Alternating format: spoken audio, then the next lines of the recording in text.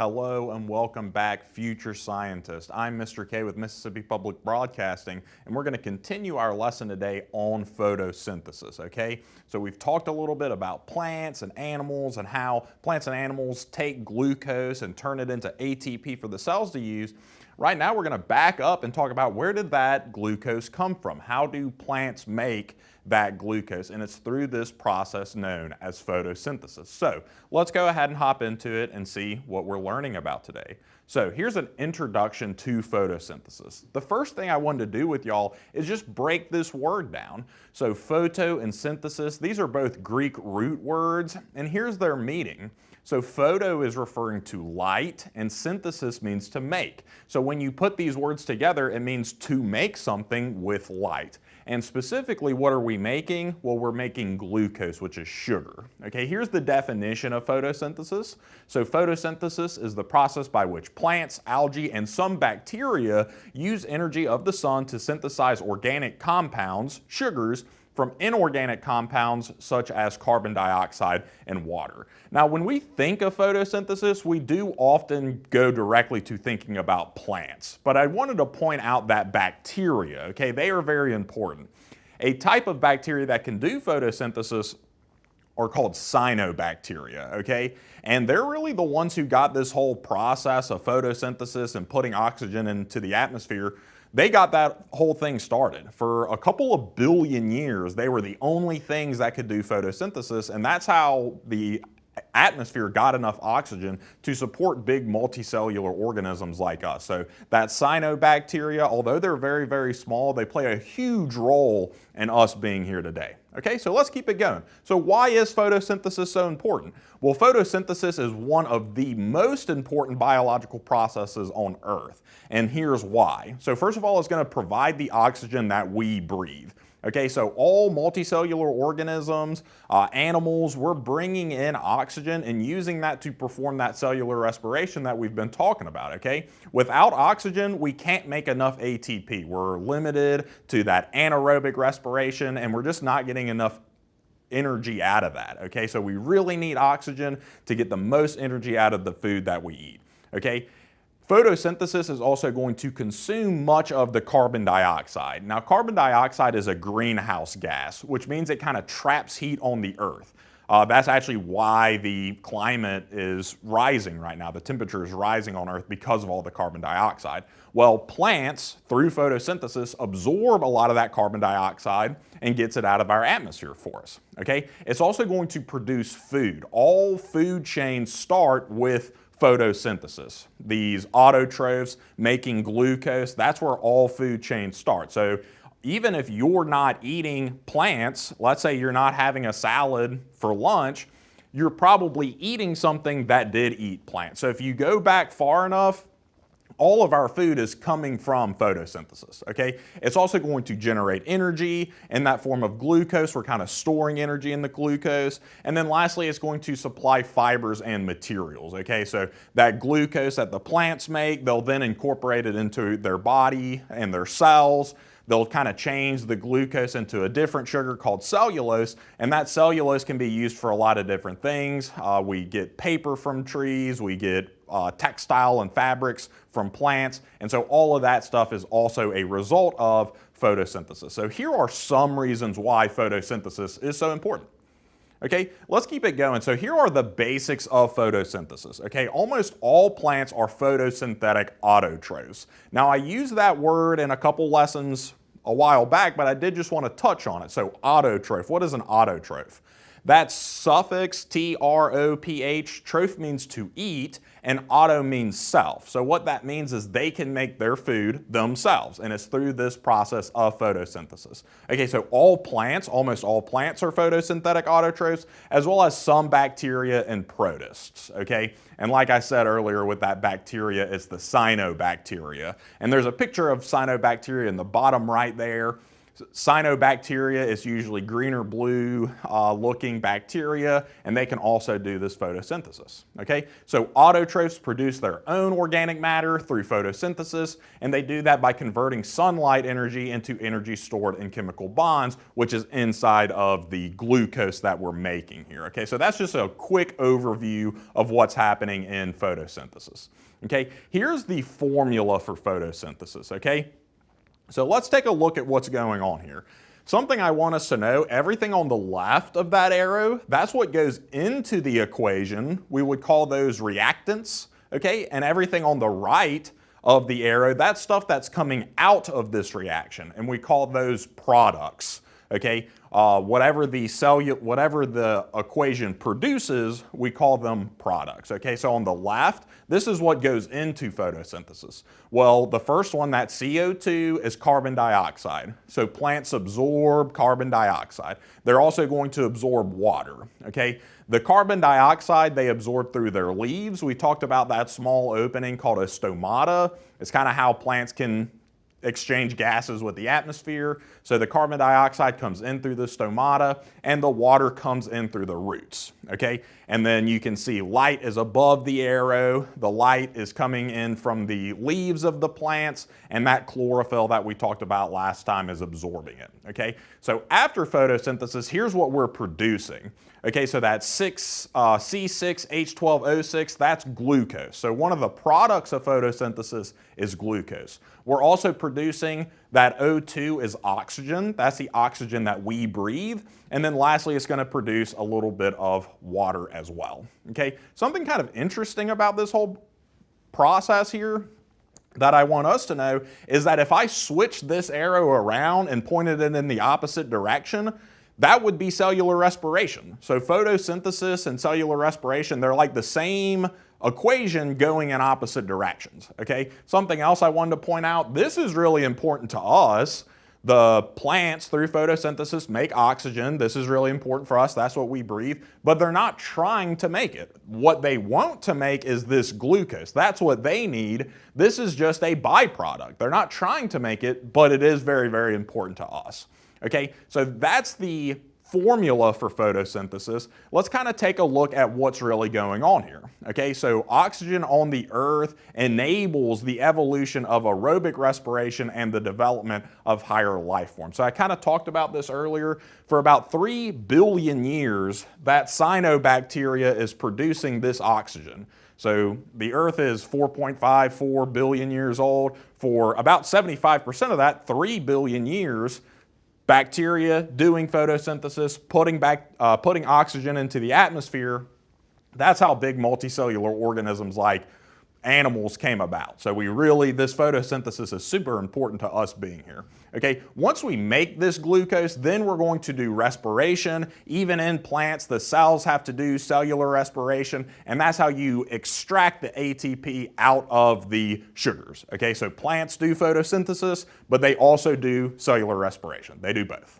Okay, so photosynthesis, again, this means to make something with light, right? And the energy here is coming from the sunlight. Okay, so here's what's going on. The plants absorb that carbon dioxide and the water, and it's going to produce glucose and oxygen. Okay, the glucose is what the plants want, and the oxygen is just a byproduct, but it is very important to us. Here's how we would kind of write that as a formula. Okay, so C6O2, this is carbon dioxide, plus water, H2O, okay, that's going to yield this glucose and that oxygen. And if you look here, if you did the math, these equations are balanced.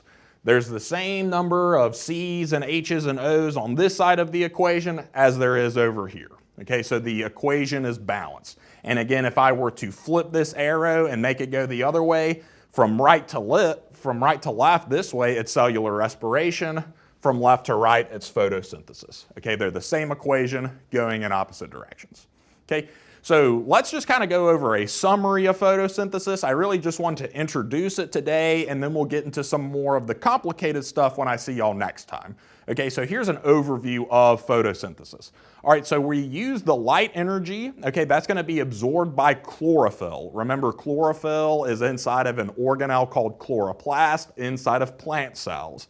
That chlorophyll absorbs the sunlight, okay, and that powers the reactions for photosynthesis. So later, when I see y'all next time, we'll talk about how plants take sunlight energy and convert it and use it to make that glucose, okay? So photosynthesis is going to convert light energy into chemical energy to produce organic compounds. So CO2, that's carbon dioxide, and H2O, that's water, are used to produce glucose, which is C6H12O6 and oxygen, okay? So carbon dioxide and water come together to make glucose and oxygen, okay?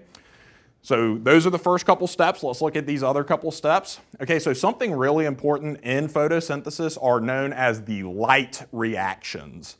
Okay, so these light reactions, the reason they're called, sometimes you'll hear them called light-dependent reactions. So the light-dependent reactions take place in the thylakoids, and they're called that because they need energy from the sun. They need light energy from the sun. So that's why they're called light-dependent. They depend on the light from the sun. So this happens in the thylakoids of the chloroplast, where ATP and NADPH are produced and water is split into oxygen and protons. Real quick, let me just say that splitting this water molecule is like a miracle of nature. Water is very, very stable. It shouldn't be able to be split very easily, and it can't be, but plants do it every day all the time. So that is just kind of a miracle of nature. If plants didn't figure out a way to do that, we wouldn't be here, but somehow they found a way to do it. Okay, next up, so we have these things called the carbon reactions, and let me just take a second and tell you, there's a couple of different names for these other set of reactions for 5. You might see them called the carbon reactions, you might see them called the Calvin cycle, you might see them called the dark reactions, or even the light independent reactions. We'll get into that more next time. Just know there's 2 phases of photosynthesis. The first one's called the light dependent, and then the second one has a lot of different names, and we'll kind of talk about why that is next time, okay? But the Calvin cycle uses carbon dioxide, it fixes it, and that's how we're actually going to make the glucose, okay? And we'll get into how this happens a little bit more next time, okay? Next up, so there's 2 types of plants for photosynthesis. They're called C3 and C4 plants. C3 plants are not very efficient in photosynthesis. Typically, their efficiency is about 1 to 4%. That means that they can't live in environments that are as hot as C4 plants, and they're not as efficient at making glucose as the C4 plants are. And we'll talk about that a little bit more next time. Nevertheless, photosynthesis remains the most important biological process on Earth. Okay? So here's just kind of a pictorial description of what's going on here. We want to know what's coming into and what's coming out of the plants and where it's coming from, okay? So first of all, we got the sun up here. The sun provides something very, very important for photosynthesis. What is it providing? It's providing energy, right, in the form of sunlight, okay? Next up, the plant is absorbing H2O. H2O is water. Where does the water come from again? How do plants get that? They use their roots, right? So the roots absorb this H2O. Next, in the leaf, underneath the leaves are these small little openings. They're called stomatas, and that's how they can exchange gases with the atmosphere. So plants bring in carbon dioxide, and they expel or get rid of oxygen, which you might realize is the exact opposite of us. Animals breathe in oxygen and expel CO2, but with plants, it's the opposite way. Okay?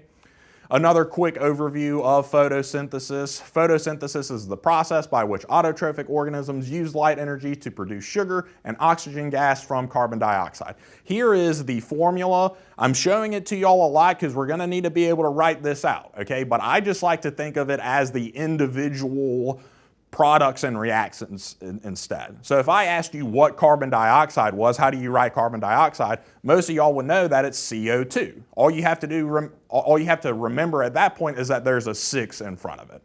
Okay, so carbon dioxide plus water. Well, you know the chemical equation for water, it's H2O. So then all you have to do is remember that there is a 6 in front of it for this process of photosynthesis. Okay, we're going to use light, and when those come together with photosynthesis, it's going to produce on the this side of the arrow. Remember, these are our products. These are our reactants. Okay, so what is it producing here? Well, it's producing sugar. The chemical equation for sugar, for glucose, is C6H12O6. Just a quick reminder, there's always twice as many hydrogens, right? So there's 12 hydrogens here, and there's only 6 carbons and 6 oxygens. And then that's also going to produce oxygen gas for us, okay? So carbon dioxide and water come together to make sugar and oxygen, okay? And going this way, it's cellular respiration. Okay, so some more quick overview of photosynthesis. The light reactions convert solar energy into chemical energy, and that's going to produce these 2 important energy carrier molecules, ATP and NADPH, and we'll talk about this, how these are used a little bit more next time. So the Calvin cycle, this is the second part of photosynthesis. It's called the Calvin cycle, it's called the dark reactions, it's called the light independent reactions. They produce sugar from carbon dioxide. We use ATP that is generated in the light reactions, provides the energy for sugar synthesis, while NADPH provides the electrons needed to reduce carbon dioxide to form glucose. This is just an overview. We'll get into the nitty-gritty a little bit more next time. Okay, here are kind of the steps of photosynthesis real quick. Okay, so light strikes the reaction centers of the chlorophyll and the chloroplast. So chlorophyll is in the chloroplast, it absorbs the sunlight. The chlorophyll is going to vibrate. That's kind of an oversimplification, but that's how we're going to break water apart. Okay, oxygen is then released into the air. Hydrogen remains in the chloroplast, it attaches to the NADPH. That's where the H is coming from, is that hydrogen. And then this process is known as the light reaction. So everything that's happening here, this is the light reactions, okay? And then we'll go into the second part of photosynthesis. Again, it has a couple different names. You might see it called the dark reactions, or the Calvin cycle, or the light independent reactions. Okay, let's take a second and talk about why it has so many different names, okay? Well, remember that the first part of photosynthesis is called the light-dependent reactions. It needs light. Well, so people just thought, well, if that one needs light, what's the opposite of light? Let's call these the dark reactions. But this was kind of confusing because this part of photosynthesis can happen in the dark or it can happen in the light. It doesn't need the light, but it can do it either way. So this wasn't really a great name because people were thinking it could only happen in the dark. That's not true. It can happen in the light or the dark. Okay, so the guy who figured it out, his name was Calvin, so we kind of named it after him, but the name I really like the most is the light independent reactions because it doesn't need the light like the light dependence does, but it doesn't have to happen in the dark either. Okay, a lot of different names for the same thing here. So what's going on here? Well, we take in carbon dioxide from the atmosphere. It's joined with the H from water molecules and the NADPH that we used in the light reactions. They come together to make glucose, okay? And then glucose can be converted into other molecules, like that cellulose that I talked about. Okay, so this was just an overview of photosynthesis. You can kind of tell how confusing this is. So we'll get into the more specific stuff when I see y'all next time, okay? What I wanted to do now is I just have a quick review worksheet to go along with this. It's just 5 questions. So teacher, if you could, go ahead, take that sheet out. If you could pass it out to all of the students. Y'all take just 5 or 10 minutes, see what y'all can come up with on that. And then when y'all are done and you want a little bit of a review, come back, unpause the video, and I'll bring it up here on the board. Okay, so take a couple minutes, pass that out, and then unpause the video. I'll be waiting here when y'all are done, okay?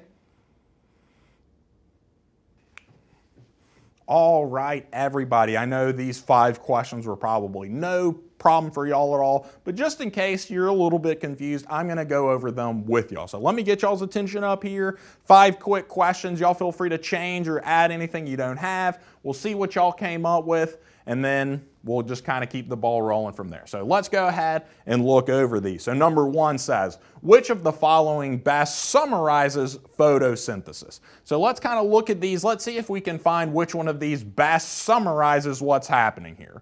Okay, so letter A here says, photosynthesis harnesses sunlight to produce food. Now right away, letter A is looking really, really good to me. So I'll real quickly just read over the other ones.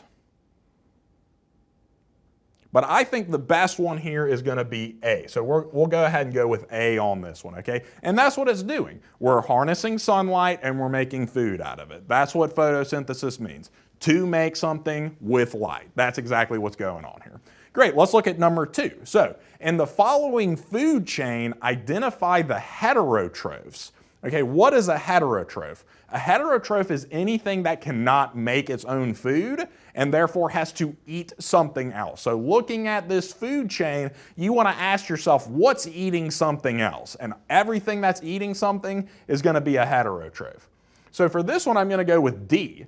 Everything but the leaf is a heterotroph. The caterpillar eats the leaf, the snake eats the caterpillar, the eagle eats the snake. So everything other than the leaf has to consume another organism, and so these 3 are all heterotrophs. Okay, great, let's keep it going. So let's see what's up with 3. What does number 3 say? It says, which statement best illustrates the interaction between a consumer and a producer? So real quick, let me just go ahead and talk about what these 2 words mean. Okay, so a consumer is a different word for heterotroph. It has to consume another animal, okay? Producer is another word for autotroph. Autotrophs and producer, they can both make their own food, so they're just different words for the same thing. So it wants to know what's the best interaction between a consumer and a producer. So we need to find both a consumer and a producer in our answers here.